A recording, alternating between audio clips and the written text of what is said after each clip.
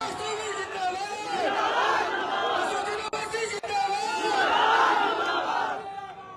वालेकुम वरहमतुल्लाहि वबरकातुहू। मोअज़्ज़िज़ हाज़रीन इकराम, बुजुर्गान कौम और मिल्लत, मेरी इज़्ज़तदार माँ और बहनों, बिलवा के मेरे गयूर नौजवान साथियों, बिहार प्रदेश के मजलिस इत्तेहादुल मुस्लिमीन के सदर अध्यक्ष रुकन असम्बली जनाब अख्तरुल ईमान साहब, साबिक़ा रुकन असम्बली जनाब तौसीफ आलम साहब, जनाब वारिस पठान साहब, जनाब आदिल हुसैन साहब, जनाब माजिद हुसैन साहब रुकन असम्बली हैदराबाद, मेरे तमाम मजलिस रुफ़क़ा, आप तमाम का शुक्रगुजार हूँ कि आपने आज के मजलिस के इस इंसाफ के कारवान में बिलवा में यहाँ पर जो नुक्कड़ सभा हो रही है उसमें आप शिरकत कर रहे हैं। आपसे एक गुजारिश करना है कि आने वाले असम्बली और विधानसभा के इंतखाबात में मेरी आपसे गुजारिश है कि दोबारा आप यहाँ से मजलिस इत्तेहादुल मुस्लिमीन के उम्मीदवार को कामयाब और कामरान करिए। मैं आपको इस बात का तयक़ुन दे रहा हूँ कि इंशाअल्लाह ताला अब की बार जो कोचा दामन से मजलिस का उम्मीदवार होगा वो इंशाअल्लाह आपकी दुआओं से और वोट से कामयाब भी होगा, विधायक भी बनेगा और इंशाअल्लाह ताला कोई दुनिया की ताकत, कोई दुनिया की पार्टी का लीडर उसके ईमान को या उसके ज़मीर को नहीं खरीद सकेगा इंशाअल्लाह ताला।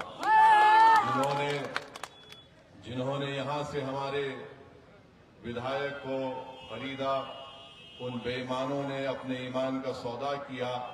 मुझे यकीन है कि अल्लाह सुब्हानहू व तआला खुद उनका हिसाब और किताब करेगा, क्योंकि जिन्होंने धोखा सीमांचल की जनता को दिया, उन गरीबों को दिया जो एक उम्मीद लगा कर बैठे थे कि वो सीमांचल की इंसाफ की लड़ाई लड़ेंगे, मगर आप जानते हैं कि इन 4 विधायकों को क्यों खरीदा गया।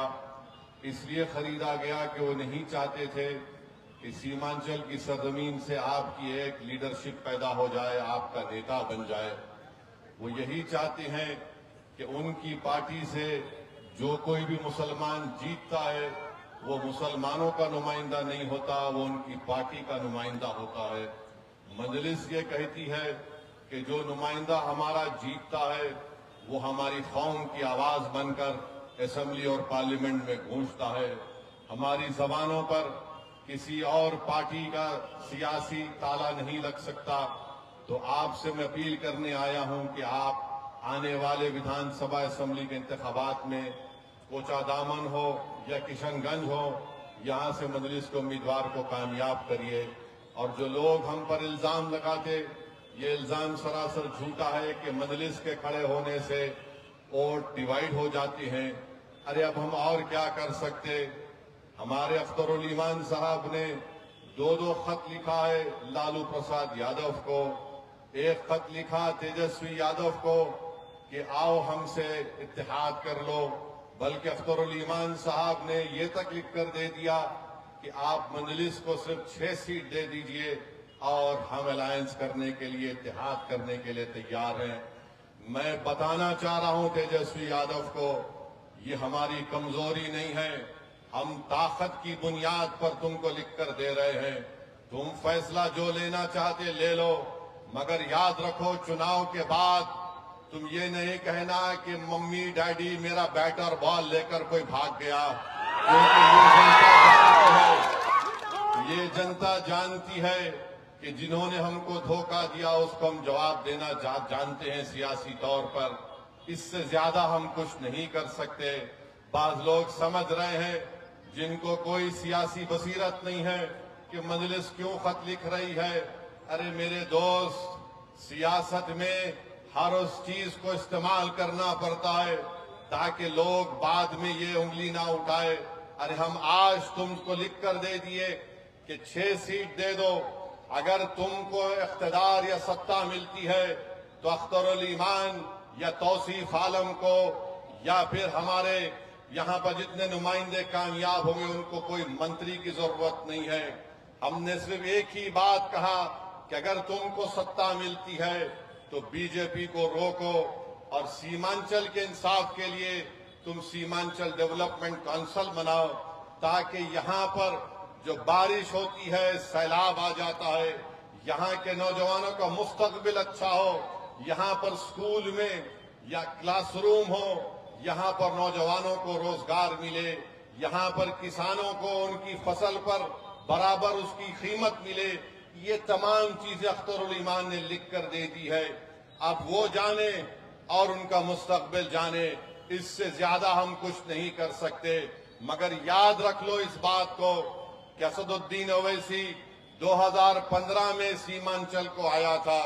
मैंने उस वक्त भी कहा और आज भी कह रहा हूं कि अल्लाह जब तक मुझे जिंदा रखेगा मैं इंशाअल्लाह ताला सीमांचल को आता रहूंगा। जो लोग एक और इल्जाम लगाते, अरे तुम अगर जीत गए तो तुम मंत्री नहीं बनोगे। अरे हमको मंत्री और संतरी से मतलब नहीं है। हम सीमांचल की आवाम के, हम सीमांचल के गरीब आवाम के खादिम हैं, उनके नौकर हैं। उससे बड़ा एजाज हमको और कुछ नहीं मिल सकता।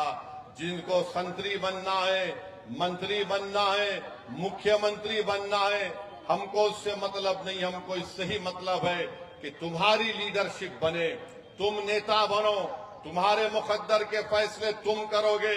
अब तक होता ही आया है 50-60 साल के अरसे में, सीमांचल के गरीबों का फैसला कोई पटना में बैठने वाला जालिम करता था। अब जालिम से कह रहे कि तू फैसला नहीं करेगा। अब जो भी फैसला होगा सियासी सीमांचल की सरजमीन पर सीमांचल की आवाम करेगी इंशाअल्लाह ताला। मेरे अजीज दोस्तों और बुजुर्गों, हम बीजेपी को रोकना चाहते हैं। बीजेपी से नुकसान क्या राजद के यादव नेताओं को होता है? क्या बीजेपी से नुकसान किसी कांग्रेस के नेता को होता है? क्या बीजेपी से नुकसान किसी जेडीयू के नेता को होता है? अरे किसके घर पर बुलडोजर चलता है? किसके मदरसे को ताले लगाए जाते हैं? किसके नौजवानों को बांग्लादेशी कहकर जेल में डाला जाता है या जुल्म किया जाता है? अरे पिछले 11 साल से जो जुल्म का सामना हम सीना तान कर अगर कर रहे हैं तो वो बीजेपी से हम कर रहे हैं। अरे तुम्हारे घरों पर कुछ नहीं होता, तुम्हारे घर पर आंच भी नहीं आती, हमारे घर बर्बाद और उसको बर्बाद कर दिया जाता है। तो मेरे अजीज दोस्तों और बुजुर्गों, मेरी आपसे गुजारिश है कि आप अख्तरुल ईमान साहब की क़ियादत को मजबूत करिए। असदुद्दीन ओवैसी को मजबूत नहीं करना है, आपको अपनी पार्टी को मजबूत करना है। आपको सीमांचल की एक आवाज को बिहार की विधानसभा में दोबारा भिजाना है। जो लोग आवाम की मोहब्बत को नहीं समझ सके, जो विधायक तो बन गए मगर गरीबों की मोहब्बत को नहीं जान सके, मेरे अजीज दोस्तों और बुजुर्गों, वो आपकी मोहब्बत के हकदार नहीं है। मजलिस जिस किसी को उम्मीदवार बनाएगी, हम आपसे अपील करने आए हैं कि आप अपनी पार्टी का साथ दीजिए। हमको अपनी लीडरशिप को बनाना है। और जो लोग हम पर उंगलियां उठाते कि बिहार में अगर मुसलमानों की लीडरशिप बनेगी तो फुला हो जाएगा, नुकसान हो जाएगा। अरे बिहार की सियासत की तल्ख हकीकत ये है कि राजपूत है तो उसका नेता है, भूमियार है तो उसका नेता है, कुशवाहा कुर्मी है तो उसका नेता है, यादव है तो उसका नेता है, पासवान है तो उसका नेता है, मांझी है तो उसका नेता है। अगर किसी का नेता नहीं है तो 19% मुसलमानों का नेता नहीं है।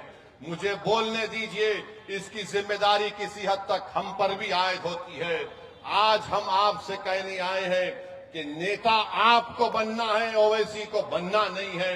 लीडर आपको बनना है ताकि आप अपने मुकद्दर के फैसले करेंगे।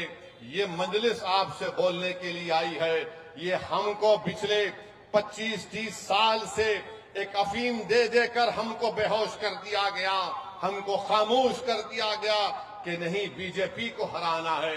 अरे जब से बिहार बना, क्या कभी किसी मुसलमान ने किसी फिरका परस पार्टी का या फिर किसी फिरका परस लीडर का वो साथ दिया? नहीं दिया।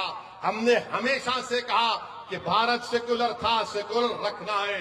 मगर याद रखो, हम कूली नहीं है, हम मजदूर नहीं है कि हम अपने बच्चों की जवानी को बर्बाद करके तुम्हारे महलों में चिराग जलाएंगे, हम अपने आप को मरवा कर अपनी खबरों को बनाकर तुम्हारे इख्तिदार के महल अपने खबरों पर बनाने नहीं देंगे। अब नौजवान बेदार हो चुका है, हमको अपने महल को तामीर करना है, हमको अपने ख्वाबों को पूरा करना है। तो मेरी आपसे गुजारिश है कि आइए इस इंसाफ के कारवां को मजबूत करिए। ये लड़ाई किसी इनफरादी लड़ाई नहीं है, यख्तरुल ईमान या फिर असदुद्दीन अवैसी की लड़ाई नहीं है, ये पूरे सीमांचल की इस गयूर सरजमीन पर बसने वाली अवाम और जनता की लड़ाई मजलिस लड़ती आई है। तो मेरी आपसे गुजारिश है कि इसको कामयाब करिए और अपने सफों में इत्तेहाद को पैदा करिए। अपने इत्तेहाद की ताकत और कुव्वत के बलबूते पर हम देश के प्रधानमंत्री मोदी को एक पैगाम देना चाह रहे हैं कि तुमने जो वक्फ का कानून बनाया वो वक्फ को बचाने के लिए नहीं, मस्जिदों को छीनने के लिए तुमने कानून बनाया। तुमने कब्रिस्तानों को छीनने के लिए कानून बनाया, तुमने ईदगाहों को छीनने के लिए कानून बनाया, तुमने वक्फ को खत्म करने के लिए कानून बनाया।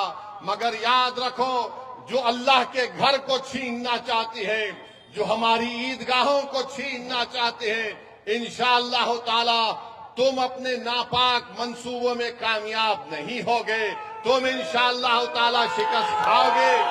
नाकामी तुम्हारे मुकद्दर में लिखी जा चुकी है। इंशाअल्लाह ताला जब तक दुनिया कायम रहेगी, मस्जिदों में हम जाकर सजदा करेंगे, ताकि सजदा हमारे अल्लाह के सामने उसकी रबूबियत का इजहार भी होगा और हमारी वतन अजीज से मोहब्बत का इकरार भी होगा।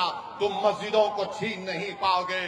कब्रिस्तानों में हमारे बुजुर्ग सीना तान कर सो रहे हैं। सुन लो भाजपा RSS वालों, वो ये बता रहे हैं कि हम वतन से मोहब्बत करते हैं और जब इस दुनिया से चले गए तो इसी सरजमीन में जाकर आराम कर रहे हैं। हम बताना चाह रहे हैं उन तमाम लोगों को, ये वक्फ इसका मालिक अल्लाह है, इसका मालिक कोई भाजपा RSS या JDU का नेता नहीं हो सकता। जो चीज अल्लाह की है, अल्लाह उसकी हिफाजत करेगा और अल्लाह के बंदे उसकी हिफाजत के लिए आगे बढ़कर उसकी हिफाजत करते रहेंगे। मजलिस का साथ दीजिए, आपकी आवाज को मजबूत करिए। बहुत बहुत शुक्रिया।